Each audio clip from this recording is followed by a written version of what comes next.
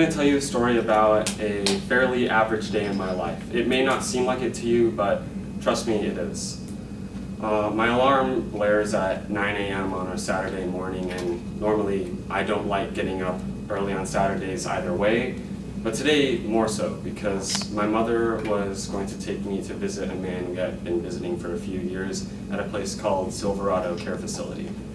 I look outside the window and it's an abnormally beautiful sunshiny day, flowers blooming, and I thought, well, the entire rest of the week was dark, gloomy, and rainy. Why does today have to contradict what the rest of the afternoon's gonna be like?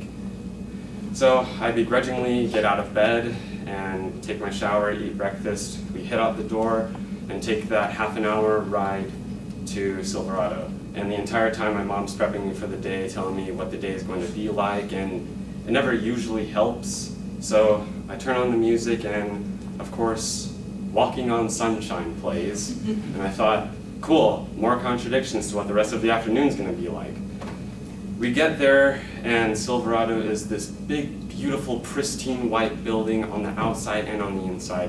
When you go on the inside, it's velvet carpeting, flowers on every corner, the staff is always smiling, but when you take a closer look at it, it's very sad because all the residents there, they're either half dead or vegetables, and you don't really see that until you actually enter it for yourself.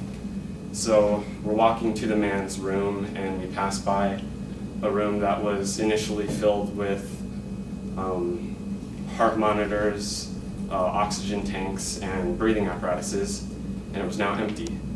And that resident had died the other day, and we had missed it. We get to the man's room, and it says, room 20, Oliver E.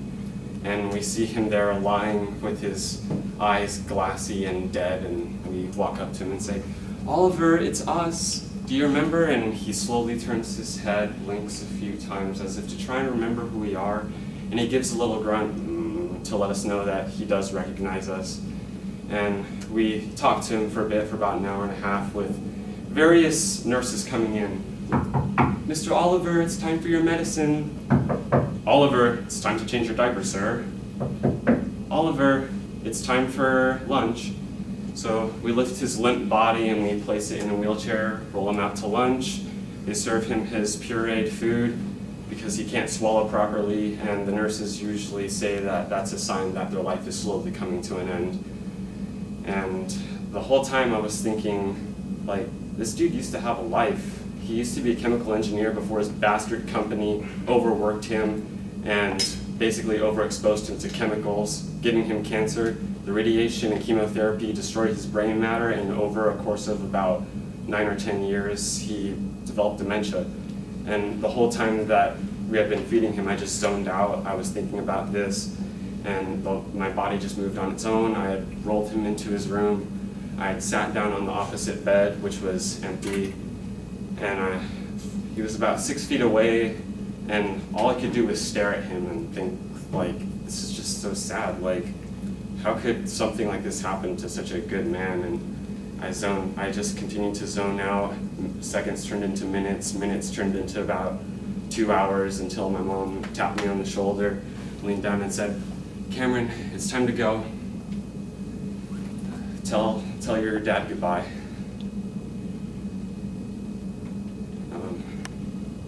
So I walked the 6 feet to his bed, and I kissed him on the forehead, and we leave the building in silence.